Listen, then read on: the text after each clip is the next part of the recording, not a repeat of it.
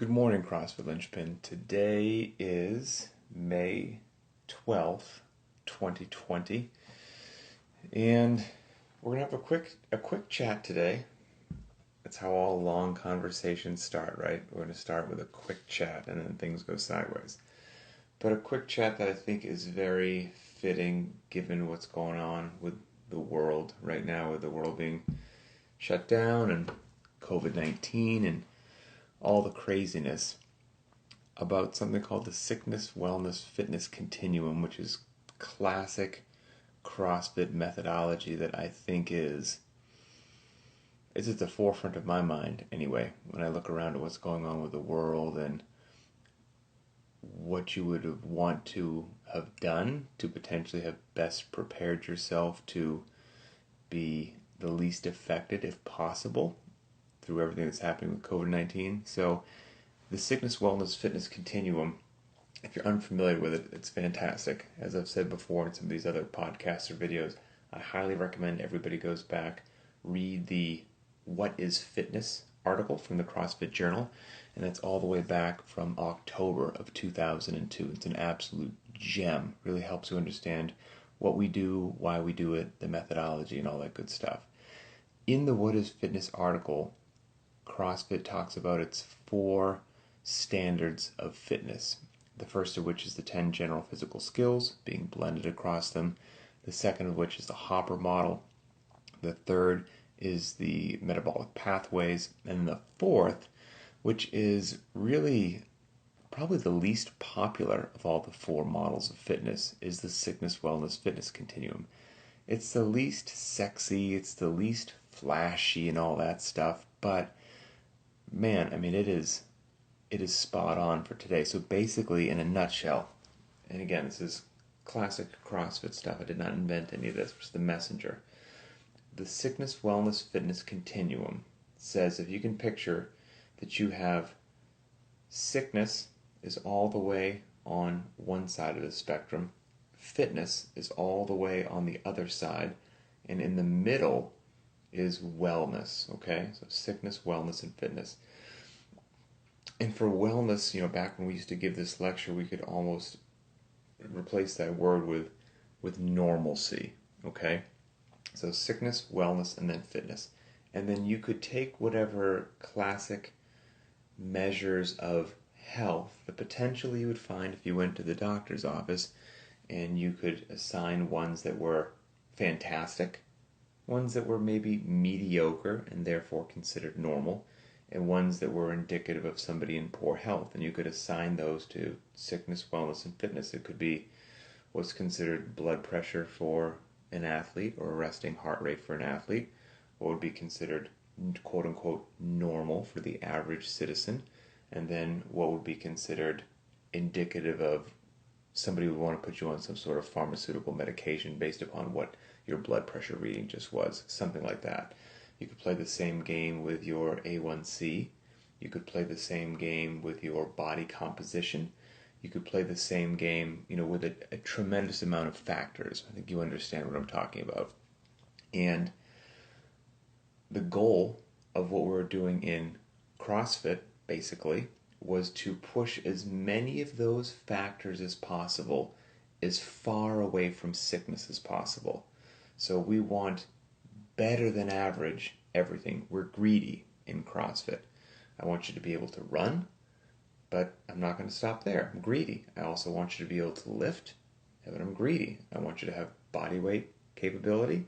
Oh, and by the way, I want all your health markers to be nowhere near sickness and actually well above the average citizen walking around on planet Earth. So if you did go in for a checkup, all your markers would be so wonderful that the physician would be like, wow, what do you have going on? This is not what I see most of the day in my practice. You're crushing it. And then you could tell them all about what you do. But anyway, and the goal in doing that was basically that if you had markers indicative of somebody being fit, that you had a hedge against getting sick. Okay, and that's the theory. And here's what we mean by that. Let's take an easy one because it'll be illustrative. An easy one is body composition. So let's just say we could get into a discussion as to what percentage body fat or whatnot would be considered good for an athlete, the average citizen, and then clinically horrific. But if you are lean, fit, you have that sort of a body composition, well, you're not going to go from that body composition to obese or sick in 2 weeks or even in 2 months. Since you're so far to one side, you have a decent way to go. You're not about to fall off the edge of a cliff and hit sickness. And the funny thing is about walking around in the fit area, in the sickness, wellness, fitness continuum, is there's something between sick and fit. Well, so the theory being that if you live your life being fit and you start to slip, you start to slide, you start to not have your diet as tight as you should be, you start to miss days in the gym, life gets hectic, whatever it is, before you get sick, you have to pass through wellness. You have to pass through what's just considered even normal before you get close to sick. And that's wonderful because this basically gives you time, and time is a fantastic thing. If you do walk around lean and in shape, and then, I don't know, life starts, to get busy, and then as you're toweling off in front of the mirror 2 months later, and as your life has gotten hectic, and you realize some of the tone or definition that you used to see in your upper body there as you're toweling off, you don't see anymore. You're still nowhere near sick, but you're like, oh, geez, I've been kind of sliding in a direction that I don't want to go, haven't I? Well, I guess that I have. I should probably tighten some things up. So it gives you time to step in and get back on track, and it gives you a wonderful buffer. Whereas, sadly, a lot of individuals, a lot of my family and friends that I grew up with back home live in this area. My parents, unfortunately, live in this area, which is, normal when we're talking sickness, wellness, and fitness. That middle one, the wellness. Well, again, you could replace that with normalcy. Quote unquote normal these days, and I can only say, I don't want to speak for the world, but I know it's the same around the world. I'll speak for the United States of America.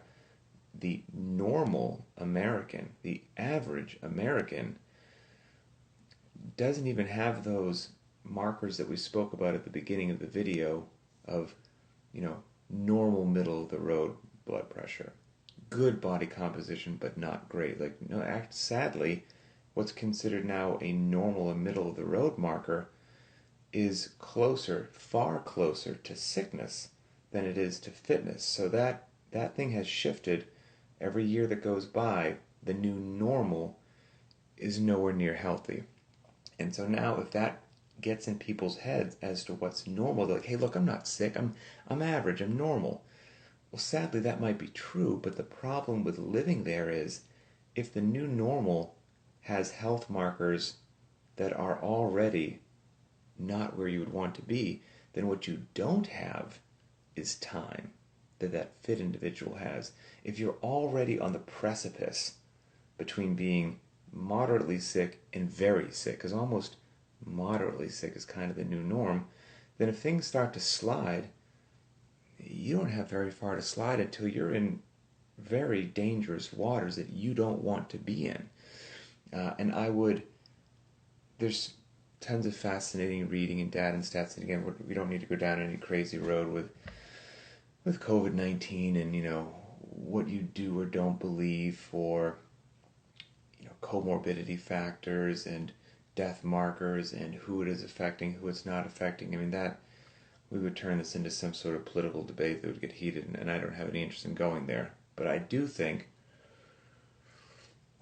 that most people, regardless on what side of the fence you fall on and how you interpret data and all of that stuff is happening right now with COVID-19, I think most people would say that they would have preferred to have entered this crisis in a very high state of physical health and readiness compared to a low state of physical health and readiness.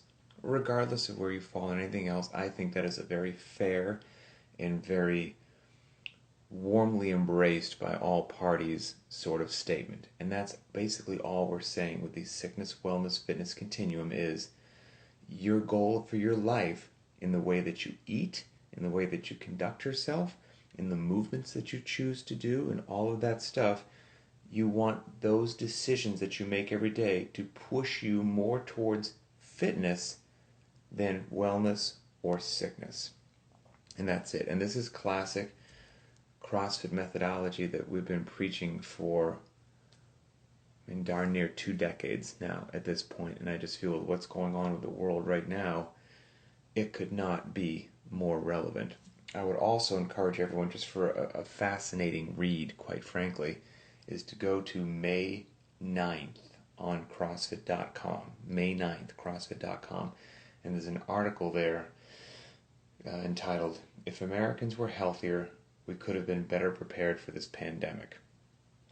It's a very interesting article, and one of the things that it touches on is some people think it may be very easy to spot a quote-unquote sick person, because maybe you think right off the bat that they're tremendously heavy. And sometimes that's accurate, but it's not accurate all the time. And point being, there are plenty of skinny or thin people out there that are not free of some sort of metabolic derangement, and they're not anywhere near as healthy as they think they are. So the mere fact that you don't appear to have, excess adipose tissue all over your body doesn't mean that you now should find yourself in the category of health. There's a whole lot more to it than that, and we have plenty of thin, sick people that might be living under a bit of a falsehood. So that's it. So I'd highly encourage everybody to read that. It is a fascinating article. So now if we just think, okay, sickness, wellness, fitness, most people would probably want to be more towards the fitness end. How do we do that? Oh, and there are some other benefits as well. Even the COVID-19 example is just interesting because it's so timely right now. But what we used to say about this stuff is, as you get older, you want to maintain as much health, as much fitness, as much work capacity across broad time modal domains as possible as you get older. And while a snapshot of what you're capable of in any one day could be a snapshot of your fitness over the course of decades, over the course of your life, that's considered your health. Fitness over the course of your life.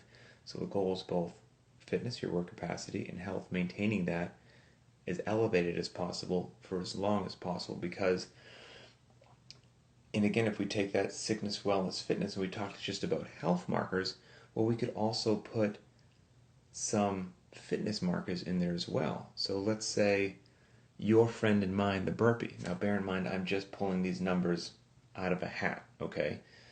But we could have markers for almost any movement that you want that would be indicative of sickness, wellness, or fitness. And maybe 7 minutes of burpees. What would somebody who's sick do for 7 minutes of burpees, depending on how sick they are? And I've worked with plenty of chronically ill, very, very heavy people, very, very old people. We have a program at CrossFit HQ working with exactly this segment of the population. There's about 250 people going through this, and up to including 80 years old, and they walk in not having worked out for decades. So depending upon how sick or frail that you are, 7 minutes of burpees, your score could be 0, or could be your burpee is with a hand assist, grabbing something of the wall, other hand goes onto the knee, you gently get down to the ground, you get all the way back down to the ground, you slightly stand up, you come back up, you're a little bit dizzy, you catch your breath, and in 7 minutes you might only get 7 burpees. And trust me, I am not lying when I say this because I've seen it. So we could figure out some number for 7 minutes of burpees that is sick, okay? Then you could figure out, quote unquote, normal. Might even be able to get this data from the open. And let's say normal 7 minutes of burpees would be that you held, 5 a minute for 7 minutes. You did 35 of them. And then fit is whatever that number would be. You're somewhere over 90 burpees. And you could play that with the front squat. You could play that with your Fran time. You could play that with a 400-meter walk or sprint. And if you built up all of that capacity, if somebody has fitness levels, 7 minutes of burpees, as they get older in time, that level of capacity is indicative of somebody that is probably going to be a bit more resilient to a fall as they get older, a bit more coordinated, have a bit more strength. If they do unexpectedly go to the ground, they're going to have the ability to either catch themselves on the way down or get back up. The air squat. If somebody in the sickness category can't do an unassisted air squat and they had to have somebody grab their hands and help them stand up, pull them out of the chair, which I've seen countless times, that could be sick. Wellness could be, X number of air squats, whatever it happens to be. And fitness is, you're doing 60 air squats in 1 minute if all these were 1 minute max tests for the air squat. Well, that's just going from a seated to a standing position. Which one of those individuals, even as they get older, if you had lived your life in that fitness category, and if at some point in time you stop working out, well, you've built up this reserve of fitness that isn't just going to deplete to zero the next week. So little by little, your 60 air squats a minute, you can't do that anymore. It's drifted down to 50, it's drifted down to 45, it's drifted down to 40. But you will most likely be able to go from a seated to a standing position without assistance as the decades pass in your life for a greater period of time than somebody who lived in the wellness or in the sickness category. So that's basically about it. That's kind of what we're saying there. So the sickness, wellness, fitness has tremendous benefit to everybody, and I highly encourage you to live your life in the fitness category when compared to the sickness one. So how would you do that? Constantly varied functional movements at an intensity that is appropriate for you.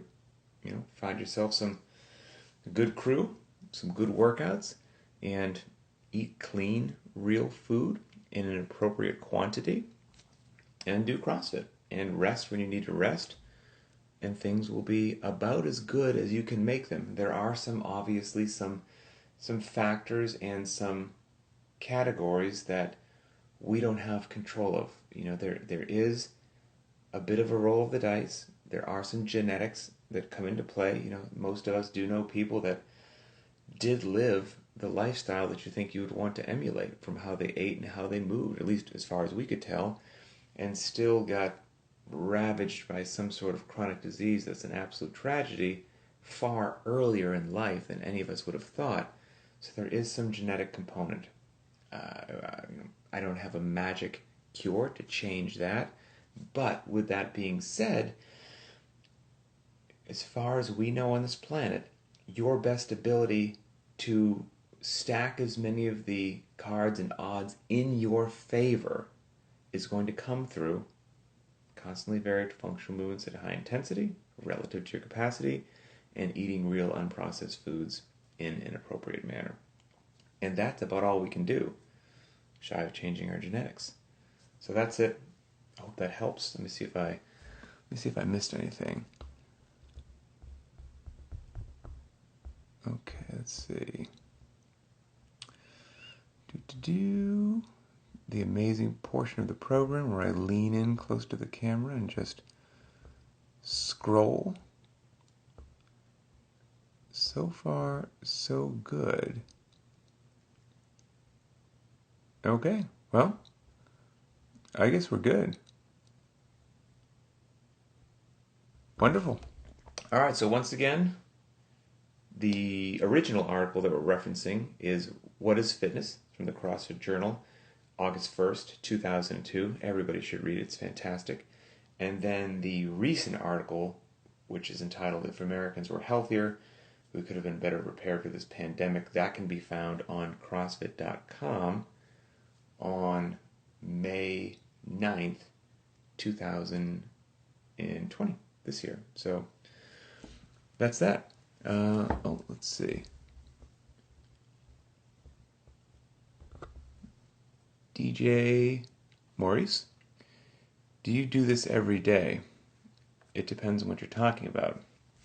Do I do a video like this every day? No, sir, I do not. I generally try to do a new Instagram live video every Tuesday. Is generally what I try to do. Now, more may happen, but I try to do, Mark, thank you, Mark, try to do one every Tuesday. And then this video will eventually I'll save it, I'll put it on our YouTube channel so they live forever, so you have sort of an archive for them. And then I will strip out the audio from them and make them our Linchpin Conversations podcast. But every Tuesday, sometime in the morning, I'm in the Pacific side of the U.S., sometime in the morning, we cover another topic that has been generated from the community or somewhere else. We dive into it a little bit, and that's it. Try to have everybody just start off their day on the right foot. So that's it. Have a great day wherever you are in the world, and to the best of your ability, try to push everything that you're doing towards living closer to fitness and get yourself past wellness and get yourself far past sickness. So that's it. Goodbye.